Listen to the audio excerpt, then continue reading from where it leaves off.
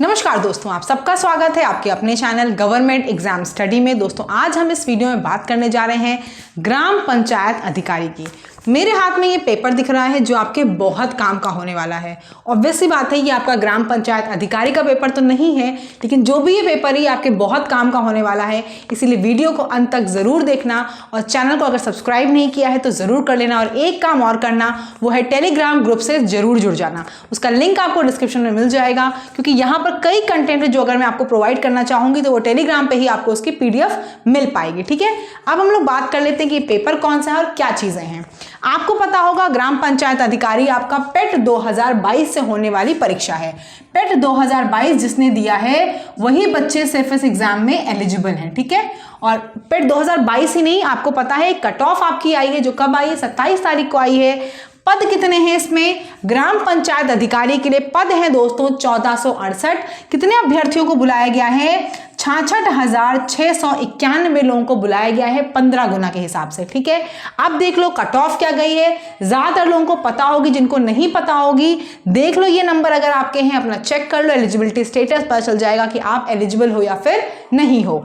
तो जनरल की गई है दोस्तों 69.05, ओबीसी की गई है 69.05, एससी की गई है 68.54, एसटी की गई है 66.78, एक्स सर्विसमैन की गई है दोस्तों 60.23, और अगर हम बात कर लें फिजिकली हैंडीकैप की तो दृष्टि बाधित वालों की गई है 55.09। बाकी दूसरे वाले लोग हैं उनकी अपनी कैटेगरी के हिसाब से ही है। अगर हम लड़कियों की बात कर लें तो लड़कियां भी जिस कैटेगरी की हैं उसी में उनका आएगा। मान लीजिए कोई लड़की जो है वो जनरल है तो उसकी कट ऑफ 69.05 ही है, अगर वो एससी होती है तो उसकी 68.54 ही गई है। क्लियर? तो ये आपकी है कट ऑफ वाली बात, इसको देख लो। जिसने भी नहीं देखा है जाके वहां पे UPSSC आयोग पे जाके चेक कर सकते हो। और नंबर इनसे ज्यादा है और फॉर्म भरा हुआ है आपने 25 रुपए वाला जो था, तो ऑब्वियस सी बात है आप एलिजिबल हो। ठीक है, अब बात कर लेते हैं परीक्षा की।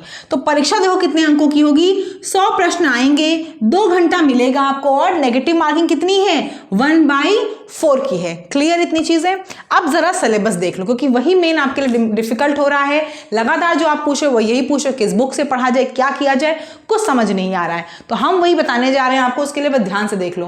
3 भागों में परीक्षा आपकी डिवाइड है। पहला भाग एक आपका पूरा पंचायत से संबंधित है, दूसरा जो भाग है आपका कंप्यूटर और सूचना प्रौद्योगिकी से है, तीसरा भाग आपका किससे है? उत्तर प्रदेश से संबंधित आपकी जो सामान्य जानकारी है। ये पोर्शन कितने का है दोस्तों? 35 का है। ये पोर्शन कितने का है? 35 क्वेश्चन आएंगे, 35 अंकों के होंगे। ये पोर्शन कितने का है? 35 का है। ये पोर्शन कितने का है पूरा आपका? ये पोर्शन आपका 65 का है। तो देखने से पता चल रहा वेटेज किसका ज्यादा है? वेटेज इसी का ज्यादा है, इसका कम। लेकिन यहां पे आपको मैं कुछ बताऊंगी, उससे क्या है, यहां से आप 35 में से 35 अगर चाहोगे तो जरूर स्कोर कर सकते हो। ठीक है, पहले लेकिन इसको बताऊंगी, बाद में उसमें आएंगे हम लोग। ठीक है, ये देखो पहला जो आपका दिख रहा है 10 अंकों का, पंचायती राज व्यवस्था का इतिहास। वैसे तो जो सिलेबस बना है उसमें टॉपिक्स भी क्लियरली डिस्क्राइब किए हुए हैं। तो आपसे मैंने कहा है आप जाके प्रॉपर्ली उन टॉपिक्स को पढ़ के चीजों को करना शुरू कर दो। अगर मुझसे पूछोगे कि यहाँ क्या पढ़ना है, तो पंचायती राज व्यवस्था के इतिहास में दोस्तों आपको सारी बातें बतानी होंगी।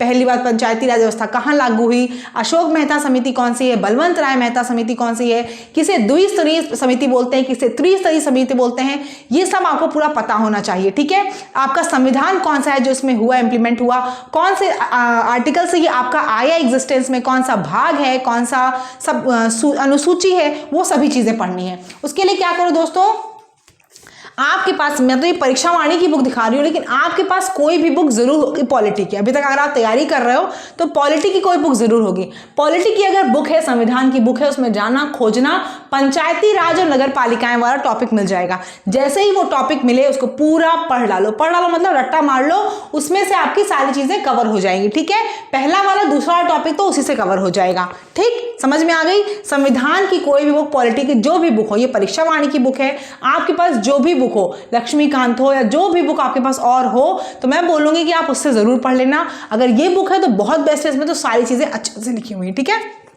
ये बुक आपकी परीक्षा वाणी की बुक है। अब देख लो इसमें क्या करना है आपको। उससे मैंने बताया ना कि ये सारी चीजें पढ़ोगे, सेकंड जो टॉपिक है आपका वो भी 10 नंबर का है, उसमें क्या है, पंचायतों का वर्तमान स्वरूप, यानी इसमें क्या पता करना है, इलेक्शन कब होता है पंचायत में, कौन मेन होता है, कैसे इलेक्शन पूरा कंप्लीट होता है, 33% जो रिजर्वेशन आपको पता है महिलाओं का मिलता है वो कैसे मिला, कौन से आर्टिकल से मिला, वो सारी चीजें आपको किसमें पढ़नी होंगी, सेकंड वाले में पढ़नी होगी। ठीक है, ये सारी चीजें अगर आपके पास, मैं बार बार कह रही हूँ, पॉलिटी कोई बुक उठाओगे उसमें मिलेगा ये सारी चीजें। थर्ड देख लो क्या है, पंचायतों के वित्तीय स्रोत व कार्य योजना। अब जैसे आपको पता है कि आर्टिकल 280 जो है हमारा किससे रिलेटेड है, फाइनेंस कमीशन से रिलेटेड है, ऐसे ही आपको पता है कि पंचायत को भी कार्य करने के लिए क्या आवश्यकता होती है, वित्तीय फंड की आवश्यकता होती है। तो उसके लिए क्या है, उसके लिए भी क्या बनेगा बताओ, उसके लिए भी एक फाइनेंस कमीशन है, राज्य के द्वारा संचालित होता है, कैसे उसमें पैसा मिलता है, कैसे अब पंचायत ने बोल दिया मुझे इतने रुपए चाहिए, मुझे ये योजना को प्रस्तावित करना है या फिर अपने गांव में एक काम करवाना है, तो कैसे उनको फंड मिलता है, वो सारी चीजें आपको अच्छे से पढ़नी होगी। कैसे उसका डिस्ट्रीब्यूशन होगा, कौन कौन इसमें हस्ताक्षर करता है, किस किस का सहमति ली जाती है, सारी चीजें आपको किसमें पढ़नी है, वित्तीय फंड वाले में पढ़नी है। ठीक है, मैं देखो पूरा सिलेबस आपको समझा रही हूं कि आपको क्या क्या पढ़ना है, कैसे कैसे क्वेश्चन आ सकते हैं। बाकी सब चीज तो मैं आपको बता रही हूं, बुक अगर आपके पास कोई ऐसी होगी तो ठीक है, बाकी काफी टाइप कॉपी आपको गूगल पे सर्च करके मिल जाएंगे। ठीक है, आगे देख लो, पंचायती राज योजना को सशक्त बनाना, ये कितने का है, 5 अंकों का, 5 मार्क्स में। इसमें आपने देखा होगा कि आपको क्या है, कई योजनाएं आपकी हैं जो आपको क्या करनी होती है, इंप्लीमेंट करनी है, और पंचायती राज को क्या करना है, सशक्त बनाना, यानी उसको पावरफुल बनाना है। कैसे पावरफुल बनाओगे, इसके लिए आपको क्या करना है, गूगल पे देखना, और नहीं तो मैंने बताया जो संविधान की बुक होगी ना उसको खोलोगे। आज तक आप, मुझे पता है पंचायती राज हम लोग सिर्फ मेन टॉपिक पढ़ते हैं, आपको क्या करना है इस बार, क्योंकि ग्राम पंचायत अधिकारी बनने जा रहे हो तो पंचायती राज को अच्छे से घोल के पी जाना है। पंचायती राज का सारा टॉपिक अच्छे से पढ़ना है, जितना पेज का कंटेंट होगा वो सारा 12, 15, 20 पेज जो भी होंगे वो कंटेंट पढ़ना, टॉपिक अच्छे से सिलेबस डिफाइंड है।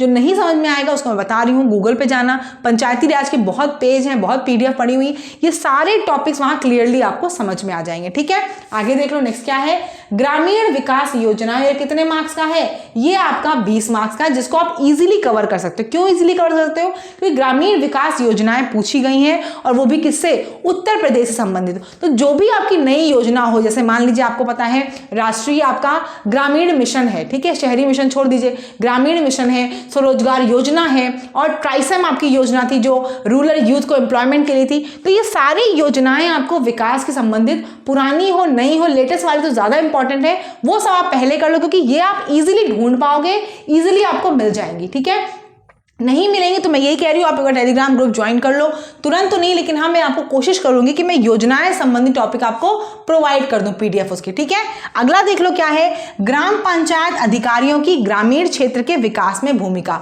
लेकिन यानी कि यहाँ क्या पूछा गया 10 नंबर में, यहाँ पूछा गया है कि जो ग्राम पंचायत अधिकारी होता है वो विकास में किस तरह से मदद करता है, क्या कार्य होते हैं किसके अंडर में कार्य करता है। कोई भी काम करना है आपको, विकास की कुछ परियोजना पारित करनी है, लागू करनी है, तो आपको क्या क्या करना पड़ता है, कौन कौन सा फाइल वर्क होता है, किससे आपको उसके साइन करने पड़ते हैं, प्रधान लोगों का क्या, उसमें सरपंच का क्या काम होता है, ये सारी चीजें आपको इसमें पढ़नी है। क्लियर हो गया, ये सारे मैंने टॉपिक अभी आपको खाली एक्सप्लेन किए, ब्रीफ किया है और ये बताया है कि आपको कौन सी बुक पढ़नी है, संविधान वाली बुक पढ़ लेना, इसमें टॉपिक जरूर दिया होगा, सबके संविधान की बुक में दिया होगा। ठीक है, टॉपिक दिया है, बहुत अच्छे तरीके से दिया है, वहां से जाके मेन चीजें पढ़ लो, फिर जो डाउट होगा वो गूगल से पढ़ लेना, उसके बाद भी कुछ बचेगा तो मुझे आप कमेंट सेक्शन में बता देना। ठीक है, आगे देख लो क्या है, भाग 2 आपका कंप्यूटर और सूचना प्रौद्योगिकी है, इसके हम बारे में बाद में बात करेंगे।